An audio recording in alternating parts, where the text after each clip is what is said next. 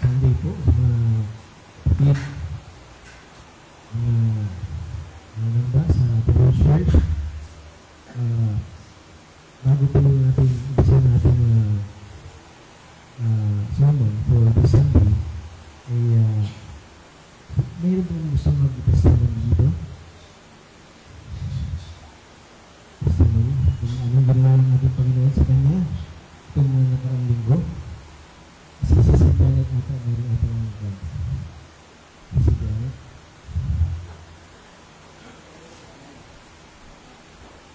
Anong tuloy na? Kasi hindi naman sinisisip nila.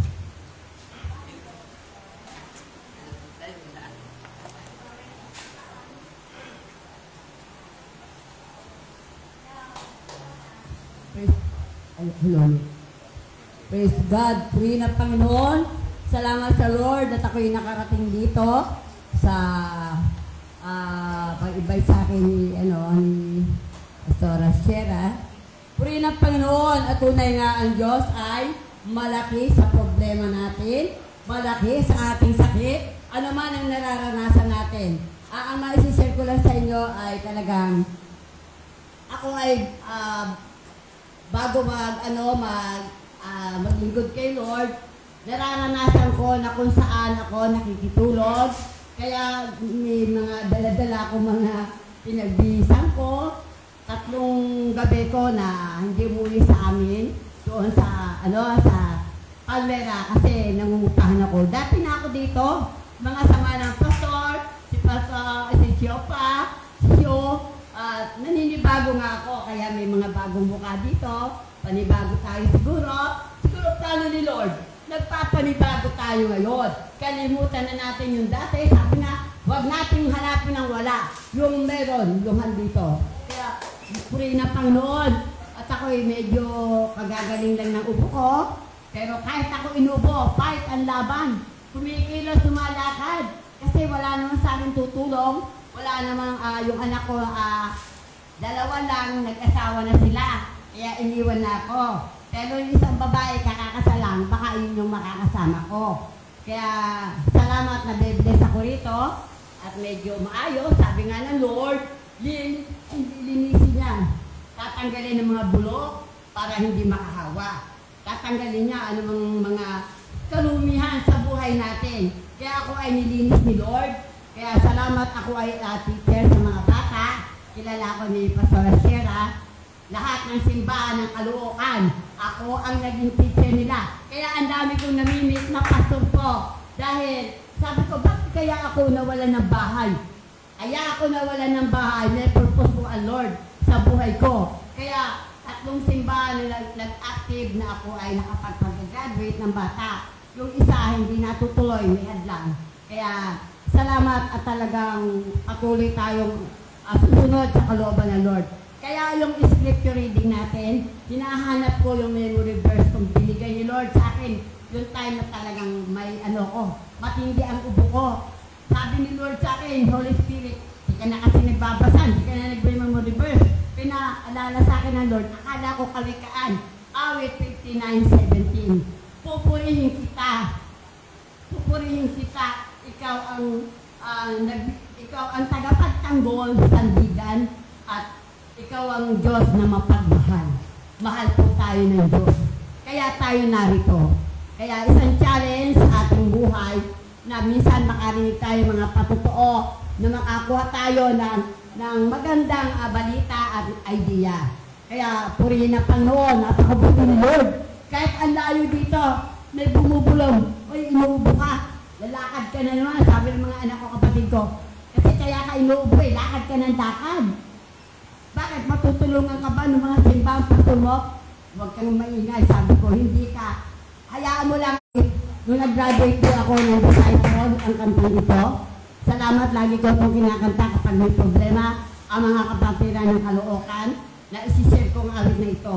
Kahit walang sound, ay walang instrument music. Yeah. Maibahagi ko lang ang kanta na ito. Lato ay para ng puso ko. Saan ka man naroroon, ako ay naroon. Kahit na hamak-hamakin o pagtawanan, pasto ng puso ko. Di mawawalay, saan ka man naroroon, ako ay naroon, pasto ng puso ko.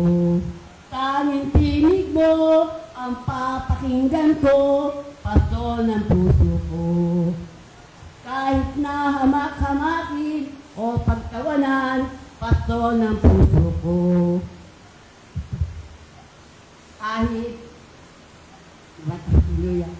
Kahit na mawalay ka, ako ay naroon, pasto ng puso ko. Praise God! Kailangan po meron tayong alam sa Diyos. Kahit na ano mangyari sa buhay natin, tumanda tayo o bumata, maghirap pa ng buhay natin. May mababanggit tayong maneuver, salita ng Diyos. Yun ang magpapatibay sa ating pananampalataya. Purihin ang Panginoon, yun ang po. Amen. Hallelujah! Empower natin pagkakaugan sa ating Sister Janet. Para may meron kayong pagkakao, meron kayong gusto mong sabihin. Yan mo naman yung ginawa ng ating Panginoon sa iyo. Hallelujah. Nagpapasalamat po ako kay Lord dahil yung pag-uwi ko pala ay may purpose si Lord kung bakit niya ako pinayagang makauwi. Totoo nga, no? God is a way maker. Magawa siya ng mga paraan. Hindi ko alam, yung cousin ko sa father side ay may anak yun na dalaga na 18 years old. At doon pala doon sa bahay nila, may katabing puno. Yung puno daw po na yun ay may mga nakikita doon sa puno na yun na mga masasamang espiritu. At doon sa bahay nila, hindi po yata napag-pray kasi Catholic sila. So wala silang alam sa Bible sa nangyayari doon sa mga spirit realm. And then, doon pala sa bahay nila, nakakakita yung si Jenna po yung pangalan niya, yung nasapian po ng masamang espiritu. Nakakakita daw po siya ng putol na ulo dun sa bahay nila, dun sa puno. Hanggang sa sumapi na po yung mga bad spirit sa katawan niya. At ang totoong unang-unang nagbigay sa kanya ng anger sa puso niya is yung nabully po siya sa school ng lalaki. Hanggang sa nagkaroon ng entry point si Satan sa puso niya, na dumarating yung point na nalulungkot siya, lumuluha na lang siya, at ang dami niya pong galos, nagsuicide na po siya. Napakarami po niya dito ng sugat. Nung nag-try kami ng cousin ko, yung tita niya, born again, malalim at may power naman po kasi. Diniliverance namin si Jenna, kaming dalawa. Pero kasi iba-iba po ang calling ng bawat isa, no? Ako kasi ang calling ko po is evangelism. So, napatanggap po namin siya nung dinideliverance namin as her Savior. Kaya lang, hindi po namin siya totally na deliverance. Hindi namin siya napasuka. It means, hindi namin napaalis yung bad spirit sa katawan niya. So, dinala ko po siya last Sunday doon sa bishop na ang calling po nun, ang ministry po niya is deliverance po. Si Bishop Ted Malangin, kung nakikita niyo po siya sa YouTube. Dinala ko po siya doon at diniliverance po siya. May video po, hindi ko alam kung pwede niyo po bang makunin. Video? Hindi po. Hindi na. So, na-deliverance po siya, na-trace na marami siyang sapi. Mayroon siyang anger, bitterness, spirit of suicide, blah, blah, blah. So, na-deliverance po siya, sumuka po siya twice. Marami po siyang sinuka kasi marami ng bad spirit sa katawan niya. Kaya po siya nagsisuicide. Na-deliverance naman po, sabi ko, doon ka na-realize na Lord, ito po yata yung mission ko, kaya mo ko pinadala sa Pinas, na hindi ko alam, suddenly, magkakaroon pala ako ng mission na para gumaling yung bata. Nung na-deliverance po siya, actually, dinala po yun ng mother niya sa, pinagamot po yan sa, matawag doon? Sa PC, yung mind, psychiatrist po. So, umiinom po siya ng gamot. Ang tendency pala ng pag pinapainom ka ng gamot sa psychiatrist, tataba po. So, ang taba-taba po niya ngayon. And then, no, after po siya ma-deliverance, hindi na po siya umiinom ng gamot. Hindi na rin siya lumuluha, nalulungkot, wala na po. At saka masigla na yung mukha niya. To God be the glory. Kaya nagpapasalamat ako kay Lord at ginagamit niya ako mightily dahil yun din po yung hinihiling ko sa Kanya. Use me mightily because He called us to evangelize the unbelievers, to spread the gospel to the poor. Yun lang po. Maraming salamat. To God be the glory. Hallelujah. So ganun po, no? Bali lahat tayo bilang nilalang ng ating Panginoon, ay meron tayong kanya-kanyang calling. So it's now up to us to explore kung ano yung ibinigay na gift sa iyo ng ating Panginoon. At yun ay upang gamitin, upang matulungan ang ating kapwa. Dahil nga sabi nga ni Jesus Christ bago siya umalis, love one another as I have loved you. Di ba?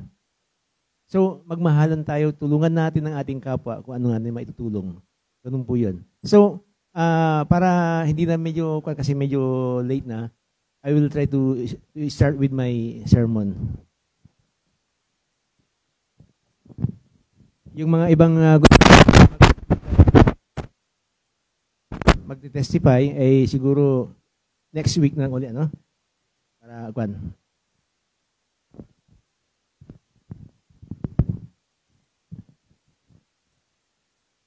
So, itong linggong to, ang aking paksa ay tungkol sa kagalingan ng tao.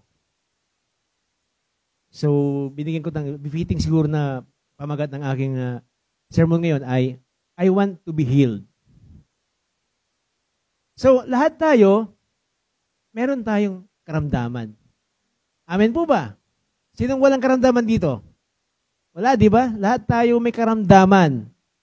So, kaya nga, ang ating main verse na nabanggit kanina, na binasa ni Brother Clifford, ay tungkol sa yung sinabi ng kapatid ng ating Panginoong Jesus Christ na si Santiago. Na sinabi doon na huwag sabihin ni naman kapag siya ay dumaranas ng pagsubok ay tinukso siya ng Diyos. Sapagkat ang Diyos ay hindi manunukso sapagkat ay ng masama at hindi naman niya tinutukso ang sinuman.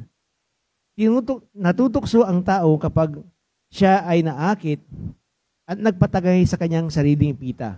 Kapag ang pita ay tumubo, ay mag-uugat, magbubunga ito ng pagkakasala. Kapag lumala ang kasalanan, ito ay nagbubunga ng kamatayan. So, mga kapatid, may tanong dito, saan nga ba nag-uugat ang sakit at kamatayan ng tao? Yun po, ano? Kasi marami. Ano ba to? Magmula nung ipanganak ako, mayroon akong sakit. Ano ba to? 20 years na akong nagdumadanas ng sakit na to. Natanong niyo ba sarili niyo? Bakit? Bakit may sakit ka? Bakit may sakit ka? Pero bago natin umpisan yan, ito muna, tukso, pagsubok. Ang tukso at pagsubok sa salitang Hebrew o Griego, kung saan sinulat ang ating banal na salita, ay isa ang word yon. Yung nga nakalimutan ko eh. I have no time to look for it. I cannot look at my index card. Ang tukso at pagsubok ay iisa yan. Ang pinagkaiba lang, yung pinanggalingan at kung ano yung outcome niya. Pagsubok, ito ay galing sa Diyos. Pag tukso, ito ay galing sa demonyo. Yung outcome naman, ang tukso, pag natukso ka, hindi mo na ipasa, kasalanan ang outcome niya. Pero ang pagsubok, pagka pumasa ka, ang outcome nun ay kabutihan. Lalong mapapabuti ang iyong relasyon sa ating Panginoon. So when one is tempted or tested, ang inaatake dito yung pita ng ating katawan. Ano yung pita ng katawan?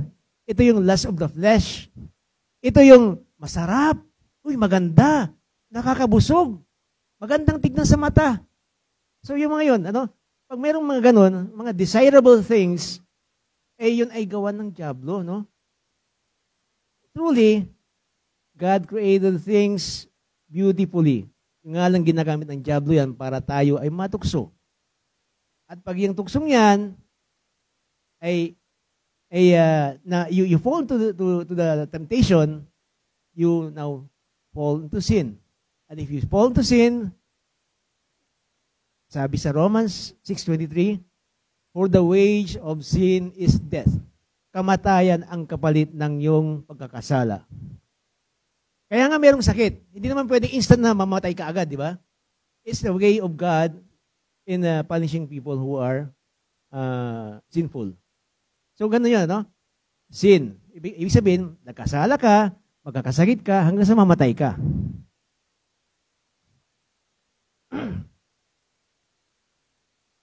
So, gano'n yan, no? Kasi originally, ang plan ng ating Panginoon, si Yahweh, ay to give us immortal life. Maniwala ba kayo na yun ang plano ng ating Panginoon sa atin? Na ang tao mabubuhay magpakailanman. Because God created man and woman in His own image and likeness. Ibig sabihin, mga munting Diyos tayo. Problema, we fall into sin, nagpalinlang tayo sa dyablo, kaya tayo ay nagkasala. Kaya, tayo, yung mga naunang pagulo natin ay pinalaya sa Garden of Eden. Di ba sa gitna ng Garden of Eden, merong tree of life at merong tree of knowledge, good or bad, di ba? So, pinalayas tayo doon, tapos binantayan ng isang nagliliyab na sword para wala makapasok doon sa Garden of Eden. Ibig sabihin, si Diablo, nung nilinlang si Eva, nasabi, totoo bang mamamatay ka? Hindi ka mamamatay, sabi ng Diablo kay Eva, di ba? Hindi ka mamamatay, magiging Diyos ka pa nga. Yun, nilinlang siya ng Diablo, si Eva. Ayun nga, di ba? Mamamatay nga dahil nga sa tinanggal ka sa Garden of Eden na kung saan nandoon yung fruit of life, di ba? Yung tree of life. So you will die because you will not be able to eat the fruit of life. Ganun yun. So God has so many ways to pursue His plans for us. Tignan nyo, si Adan, ilang taon ba bago mamatay? 900 years plus siya nabuhay bago siya mamatay. Think of that. Because God really has plans for us to give immortality, to have us to live, to let us live forever. Problema, because of our transgression, because of our disobedience to God, kasi ang utos niya, huwag mo lang kakainin yung prutas na nasa gitna, yung prutas ng knowledge, kasi mamamatay ka pagkahawakan mo yan. Ayaw maniwala. It's because of our disobedience to God, kaya tayo nagkakasala. Kaya tayo nagkasala. And because of that, sin entered the world, kaya tayo ay merong sakit. So I do hope that all of us ay naniniwala na because of our sins, we have these infirmities, we have this sickness na nararamdaman natin sa ating katawan. Amen? So lahat tayo, we must accept that we are sick because we are sinners. Yung tao nagsasabi na siya ay walang sakit ay sinungaling. Na siya ay walang kasalanan ay sinungaling. Because only Jesus Christ, siya lang yung walang kasalanan. Siya lang yung walang bahid ng kasalanan. Siya lang yung walang sakit. Dahil siya ang pinadala ng ating Panginoong Diyos upang tayo ay isave sa ating kasalanan at bigyan ng buhay na walang hanggan. Diba sabi niya, I am the way, the truth, and the life. No one comes to the Father except through me. Amen? So because of sin, we die. Kaya ang kwan dyan, mabuti na lang magpasalamat tayo dahil ang ating Panginoong Diyos ay mahal na mahal tayo. Kaya nga, di ba, John 3:16, For God so loved the world that He gave His only begotten Son, so that whoever who believes in Him shall never perish, but shall have an eternal life. Di po ba? So, binigay na yung buhay na walang hanggan sa atin. It's now up to us to accept it. Kasi ang regalo, para maging regalo, dapat meron tatanggap. Ang donation, dapat may doni. May tatanggap. Tanggapin mo muna.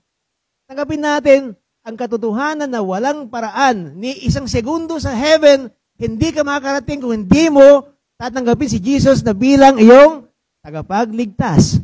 Amen? Kahit sino dito, isang segundo lang, hindi ka makakarating doon hanggat hindi mo tinatanggap na meron tayong Jesus Christ na Savior. Ngayon, sa ating kagalingan, gusto mong gumaling? Di ba? Naalala niyo yung isang babae na nagdurugo ng 20 years na ata yun? 12 years? Anong ginawa niya? Mahawakan ko lang ang laylayan ng damit ng ating Panginoon. Gagaling ako. Ganun yun. You must accept that you are sick. Lahat tayo meron yan. And you must believe that only Jesus Christ who can cure you. I have started this healing ministry nung mga nakaraang buwan, pero hindi ko masyadong natutukan dahil nga sa, syempre, kailangan nating i-address yung mga problema ng ibang kapatiran natin yung sa ating ministry. Ano? So ito yung parang continuation ng aking ginawang ministry na healing. Ano? So, basahin natin nasa Isaiah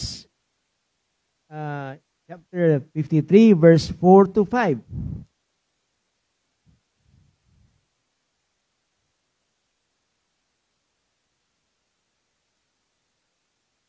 Sabi dito, tunay na kanyang pinasan ang ating mga karamdaman at dinala niya ang ating mga kalungkutan.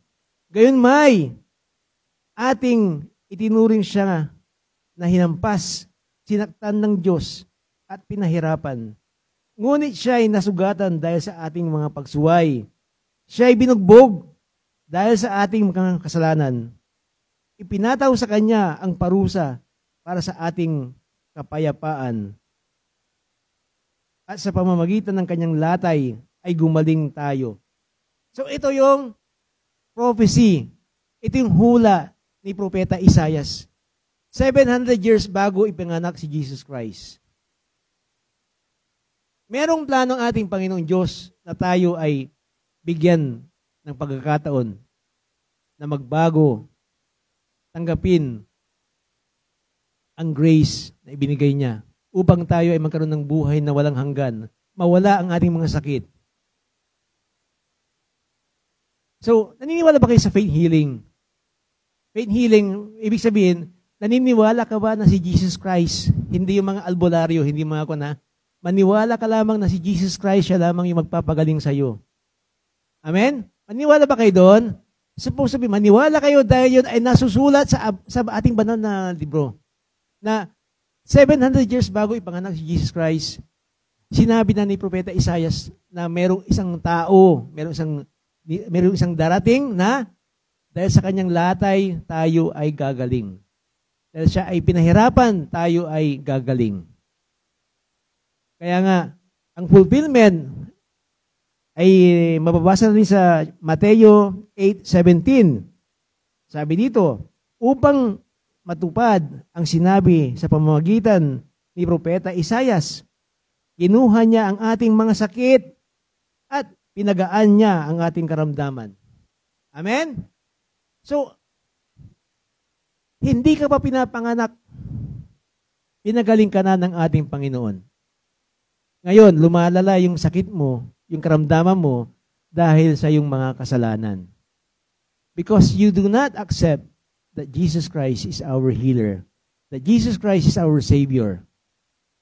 Kaya sana, ay tanggapin natin na meron tayong tagapagligtas, meron tayong tagapagpagaling ng ating mga karamdaman. That is only Jesus Christ. Paano natin gagawin yun? Unang-una, tanggapin natin na tayo ay may sakit. Kasi si Jesus Christ nagpunta rito sa mundo hindi para sa mga magaling, kundi para sa mga may sakit. Kaya nga nung nandito siya, anong ginawa niya? Nagpagaling siya, nakisalamuha siya sa mga makasalanan. Kasi nga, hindi naman kailangan ng may sakit, ng magaling, ng healthy, yung doktor. So siya ay lumalapit sa mga makasalanan, sa mga may sakit, at pinapagaling niya. We can read the passage in the Bible kung paano niya pinagaling yung mga tao. Kahit kitungin, ay nilalapitan niya para pagalingin. Samantalang kung sa kanyan, kung ordinaryong doktor yan, ay baka tatakbo yan. Di po ba? So it's only Jesus Christ who can heal us. So unang-una, tanggapin natin na tayo ay may sakit. Tanggapin natin na nandiyan si Jesus Christ para tayo ipagalingin niya. Pangalawa, basahin natin sa Exodus 15:26. Ang sabi dito, na sinabi ko, kung iyong diringgin ng buong tiyaga ang tinig ng Panginoon mong Diyos at iyong gagawin ang matuwid sa kanyang mga mata at iyong sundin ang kanyang mga utos, iyong tutuparin ang lahat ng kanyang batas, wala akong ilalagay na karamdaman sa iyo, gaya ng inilagay ko sa mga taga-Ehipsyo, sapagkat ako ang Panginoon na magpapagaling sa iyo. Yun, ang linaw-linaw, ang sabi ni Yahweh, na siya lamang magpapagaling. All we have to do is to observe kung ano yung utos niya. Sundin natin yung mga batas ng ating Panginoon. Ano yung mga yun? Simple na lang. Let's look at the Levitican meal. Sa Leviticus, nakalagay doon kung anong bawal kainin. Sabi, bawal kumain ng baboy. Anong ginagawa natin? Kain tayo ng baboy. Ano pa? Bawal kumain ng hipon, ng alimango. Kumakain tayo. Ano bang meron sa yun? Di ba? Ang taas ng kolesterol. Kinakati pa tayo. So, it's because bawal nga, and we still do it. No? Sabi, sundan natin kung anong utos ng ating Panginoon. Oh, basic na lang yun, no? Hindi natin sinusunod yung pagkain natin. Totoo na, sabi ni Jesus Christ, binasabasan ko na yung mga pagkain na yan, pero we must do it in a regulation. In a regulated way to take it. No? So sana, sundin natin kung anong utos ng ating Panginoon. Amen? Simpleng bagay lang, hindi natin magawa. Paano yun? Paano natin kagaling? Basahin din natin ng Exodus 23:25. Okay, ito yun. Iyong sambahin ang Panginoon mong Diyos at aking pagpapalain ang iyong tinapay at ang iyong tubig at alisin ko ang sakit sa gitna niyo. Yun. Ano sabi? Sambahin. Sambahin natin ang ating Panginoon. Yun lang, no? So, una, tanggapin natin na meron tayong sakit dahil tayo nagkasala. Pangalawa, sundin natin ang utos ng ating Panginoon. Pangatlo, sambahin natin ang ating Panginoon. By that way, lahat ng ating mga kasalanan, lahat ng ating mga sakit ay mawawala. Amen? So sana po ay ating pagnilay-nilayan ng kung ano man ng ating mga kasalanan na nagawa at hihingi ng tawad And we promise to God to try not to sin anymore. Manalangin po tayo. Panginoon naming Diyos, maraming salamat po sa iyong pagpapalang ibinigay sa amin. Sa mga kagalingan na ibinangako mo sa amin, ito po ay aming tinatanggap ng malugod po, O Lord, na sana po kami ay yung pagalingin. Tanggalin ang mga sakit na aming naramdaman. Tanggalin ang mga bighati, kabigatan sa aming damdamin. Tanggalin po dito, Lord, ang mga suliranin namin. Tulungan mo kami na kami ay makaahon dito. At higit sa Lord, sa pamamagitan ng Banal na Espiritu, ay gabayan mo kami na lumayo, malayo, at malampasan ang mga pagsubok na iyong binibigay. Huwag mo kaming hayaan, Lord, na kami ay malubog sa mga tukso. Kundi kami po ay yung akayin upang kami ay maging karapat-dapat sa iyong paningin, O Lord. Sa mga may sakit, Lord, pagalingin mo sila. Sa mga may sakit na nandito sa aming bahay Panambahan, pagalingin mo sila, Lord. Sa mga may sakit na nanonood ng ating Facebook Live, pagalingin mo sila, Lord. Ano man ang kanilang mga sakit, ito man ay sakit sa puso, sakit sa mga pag-iisip, sakit sa paghinga. Ano man yan, Lord, tanggalin mo po, Lord.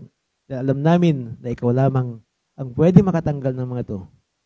Ito ay aming samot hiling sa nag-iisang anak na aming manunubos na si Kristo. Amen. So sana po, lagi nating isipin, kaya tayo may sakit dahil tayo nagkasala. Anong gagawin natin? We try to sin no more. Amen? Umiwas tayo sa tukso, sundin ng utos ng ating Panginoon.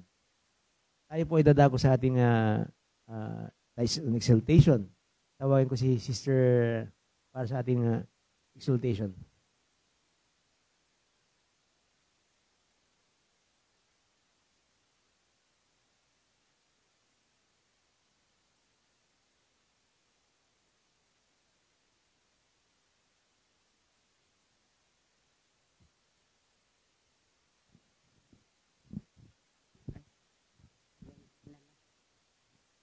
Okay. Tayo po ay dadako sa ministry ng pagbibigay, yung sa offering po, paliwanag ko lang po para tayo ay mapagpala. Sa sa Malakias 3:10, sundan nyo na lang po ako. Ibigay ninyo ng buong puso ang inyong ikapo upang matugunan ang pangangailangan sa ating templo. Subukin ninyong gawin ito kung hindi, bubuksan ang mga durungawan ng langit at ibubuhos sa inyo ang masaganang pagpapala po. Amen. Sabi dito, ibubuhos daw niya ang pagpapala at subukin natin ang Diyos. Kailanman ay naging tapat ang Diyos po sa atin. Kaya magtapat din po tayo sa Panginoon na ang pagbibigay na ito hindi lang napipilitan, bukal sa puso na nagbigay. Sa 10% na ating kinita, yun ay magbibigay tayo. Magkano ba sa 10%? Halimbawa, yung 100, bumawas ka ng 10 piso. Yun ang 10%. So malaki naman kinikita, yung bilangin mo, ang 10%, 5,000 o 500, 5,000, yung 500 yun. Kaya hindi lang, kung wala man tayo maibigay, alam ni Lord, yung buhay natin, ibigay natin sa Kanya. Kaya, tayo po ay manalangin muna. Hallelujah. Father God, we thank you, Lord. Maraming salamat, Ama, sa pagbibigay ng offering na ito. Lord, dalangin ko ang mga kapatiran narito, Ama. Salamat, Panginoon, na sila ay tapat at, Lord, na nagbibigay sa inyo sa kanilang kinita. Iniingatan mo ang buhay nila, O God. Pagpalain mo ang naghahanap buhay at, Lord, i-promote mo ang kanilang hanap buhay. Salamat po, Panginoon, na kapart sila dito sa gawain, Ama.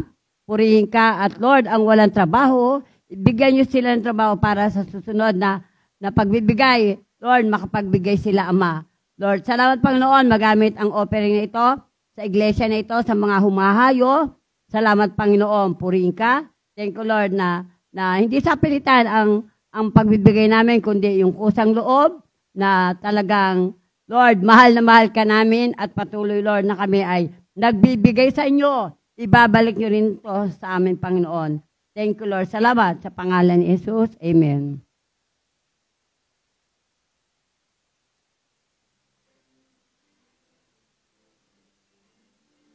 Tayo po ay aawit habang tayo nagbibigay.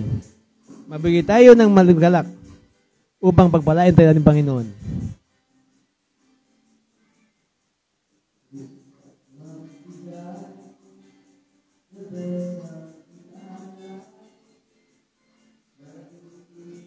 Langit awit ng papuri.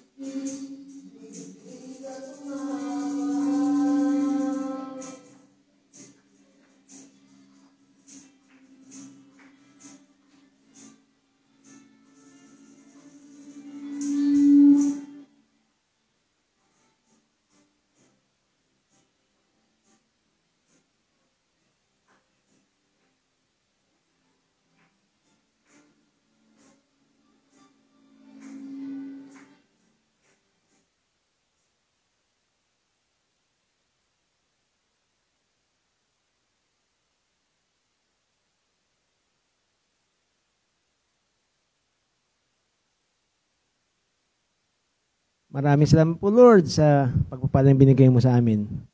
Tanggapin mo ang aming alay upang ito ay magamit sa ministry po, Lord. Dadago po tayo sa ating banal na hapunan.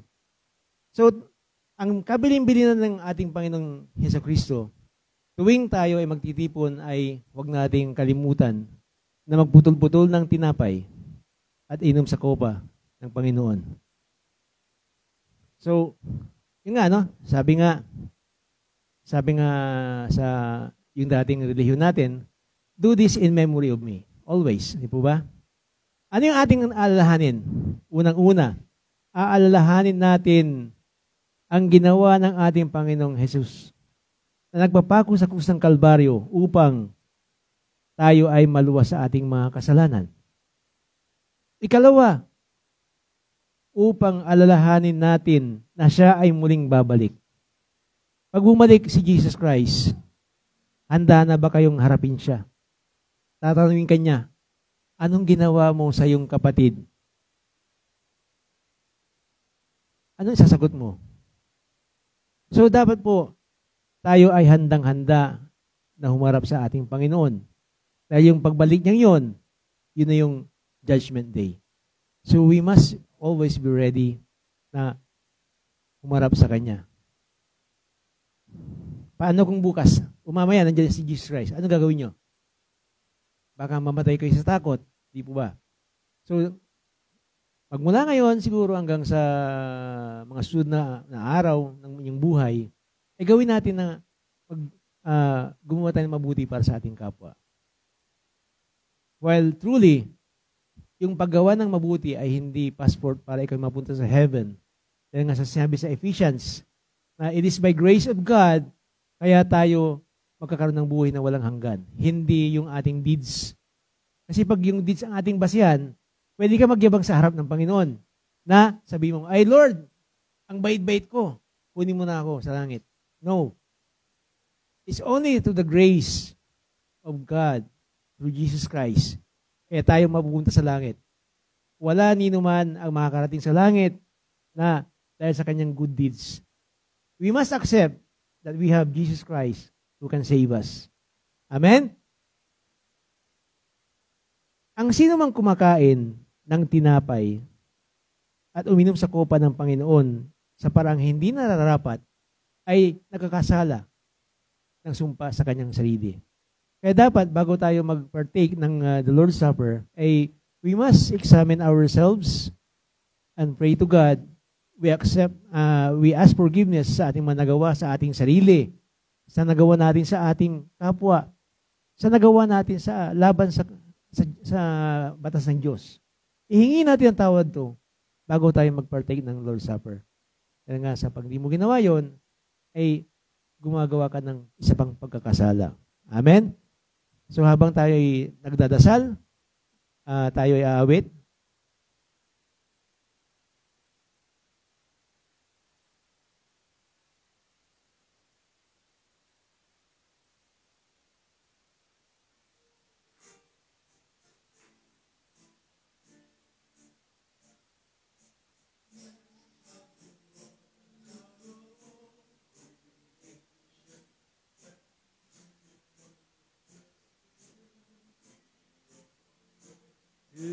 sige na po, pwede na po magkumuha.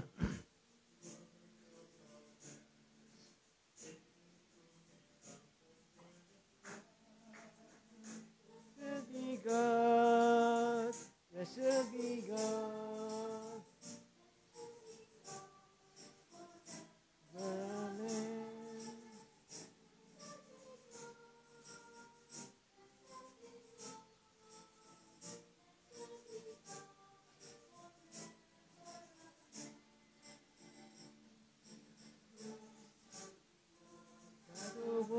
Creation, thanks to your goodness this life, over fruit of the earth, here from your hands, it will become the bread of life. Blessed be God, blessed be God, blessed be God, forever. Amen. Blessed be God.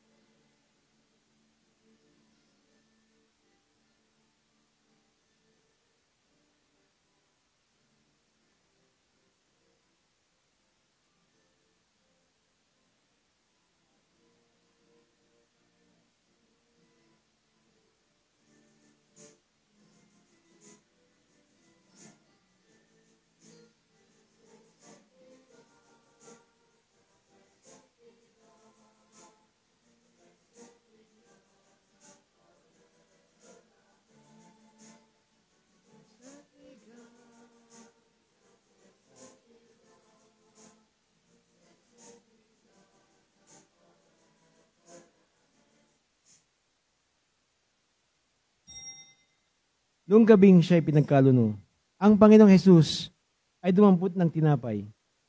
Nagpasalamat at pinagpiperaso ito. At sinabi, Ito ang aking katawan na inahandog ko para sa inyo. Gawin niyo ito bilang pag-aalaala sa akin. Sabay po tayong kumain.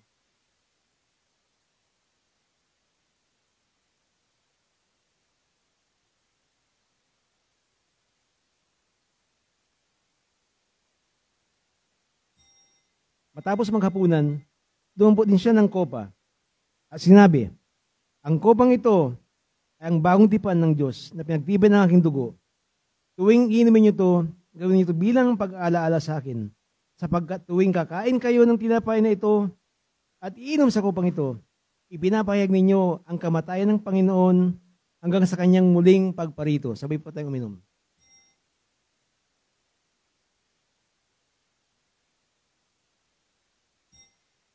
Manalangin po tayo. Panginoon naming Diyos na pinakamakapangyarihan sa lahat, maraming salamat po sa iyong pagpapadala ng iyong bugtong na anak upang kami ay save sa aming makasalanan.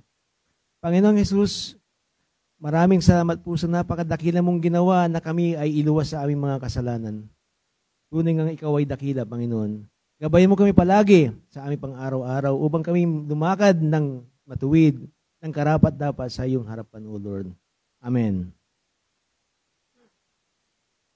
So, bago po tayo closing prayer, ipagdasal po natin na ang ating kapatid na si Sister Janet ay makabalik sa Japan ng matagumpay at walang problema. I-hands po natin si Sister Janet. Sister, pwedeng dito ka?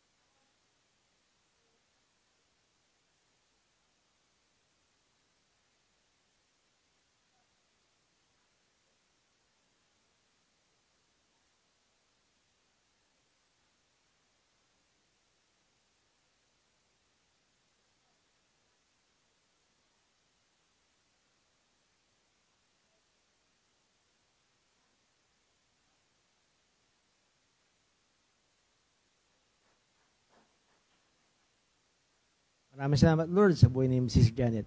Okay, so kayo ba ay tinatanggap niyo na si Jesus Christ lamang ang magpapagaling sa inyo? Tinatanggap niyo ba na si Jesus Christ lamang ang ating Savior? So, those who are now ready to accept Jesus Christ as the Savior as our healer, pumunta dito para ipag-pray natin. Kahit yung mga dati na tapos na wala sa landas, pwede pong punta dito para ipag-pray natin, acceptin si Jesus Christ bilang ating tagapagligtas. Para lahat ng ating mga karamdaman, ng ating mga worries ay mawala. Dahil yun lamang ang palatandaan. So, come forward kung sino man yung mga gusto. Sino pa? Wala na ba? Sino pang gustong makapagpunta dito? Gustong i-renew yung vows ninyo, yung ating commitment sa ating Panginoon. Amen? So, sumunod kayo sa akin. Sa mga kundi na mga medyo na siguro baka nahiya kayo natanggapin. Sige dito po, no? Sumunod kayo sa akin, no? Panginoon naming Diyos, kami po'y nagpapasalamat dahil hindi mo kami pinabayaan. Kami nagkasala, pero instead na kami ay yung i-condemn, ay mas lalo mong ginawa ng mas magandang plano. Ang plano ipadala si Jesus Christ sa amin upang kami ay kanyang isave. Gabayan mo kami palagi upang kami karapat-dapat na mamuhay sa iyong mata. Ilayo mo kami sa tukso. Ilayo mo kami sa sakit. Ilayo mo kami sa mga sakuna, O Lord. Gabayan mo kami palagi. At higit sa lahat, Lord, pagpalain mo kami na ang kasaganaan na yung pinangako ay mapupunta sa amin. Bigyan mo kami ng kasaganaan sa aming buhay, kasaganaan sa aming pamilya, at higit sa lahat, Lord, isang magandang pamilya na aming makakapiling. Lord, tinatanggap po namin na ikaw nga ang aming tagapagligtas, ang aming tagapagpagaling, Yeshua Rapha, ang aming provider, Yeshua Jireh. Lord, ibihus mo ang pagpapala. Holy Spirit, reside in ourselves upang kami ay malayo sa mga sakuna at tukso. This we ask through Christ our Lord. Amen. Okay? So, sana bless ka ni Lord. Tanggapin mo na ang kanyang pagpapala. Panatid mong maging yan ka. Huwag kang magpaliban sa pagbabasa ng mga libro ng ating Panginoon, ng Bible, ha? And pray always because God said, give us this day our daily bread. Hindi niya sinabing, give us this day our monthly bread, our yearly bread. Kasi gusto niya, araw-araw tayong makipag-usap sa Kanya. Hindi niya sinabing, monthly bread, weekly bread, yearly bread. Hindi. Daily bread. Kasi gusto niya, araw-araw natin siya kausapin. Amen? Ganon din sa'yo, ha? So, hayaan mo yung birthday niyan, dililipas din yan. Ha? So, ikaw din, Fred. Fred ba? Pagpalain ka ng ating Panginoon, sana ay magkaroon ka pa ng mas masaganang buhay, mas mahabang buhay. Huwag ka lamang papabaya sa yung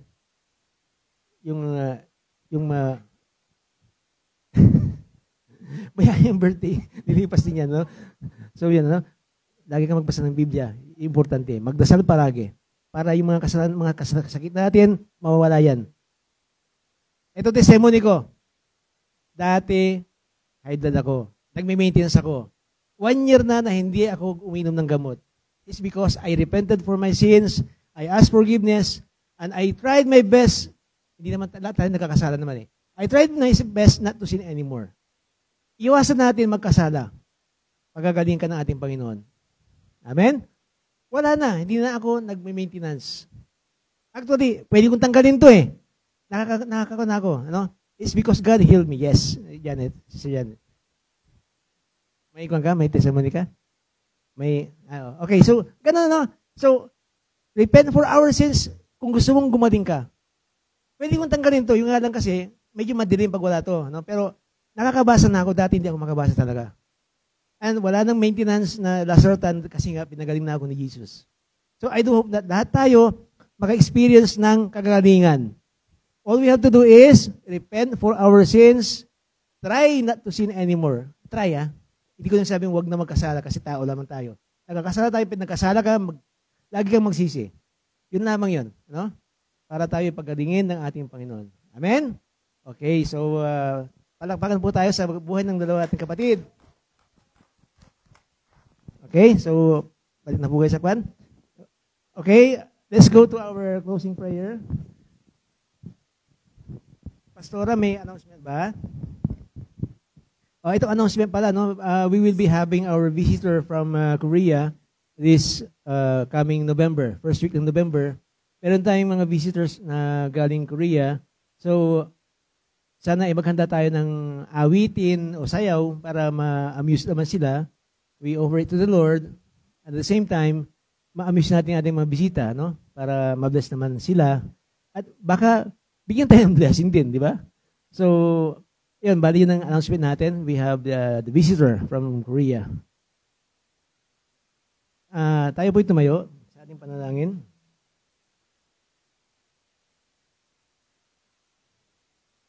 Manalangin po tayo. Panginoon naming Diyos, maraming salamat po at kami po ay hinayaan mo magtipon-tipon dito ngayon upang ikaw ay aming dakilain, upang ikaw ay aming parangalan, O Diyos. Gawin mo po, Lord, na masagana ang aming darating na linggong ito, Lord. Iiwas mo kami sa tukso, iiwas mo kami sa kuna, at higit sa Lord, ay gawin mong mapayapa ang aming pagsasama sa aming mga pamilya. Magpatuloy kayong lumago sa kagandahang loob at pagkilala sa ating Panginoon at sa tagapagligtas natin si Jesus. Sa Kanya, ang kaluwalhatian ngayon at magpakailanman. Amen.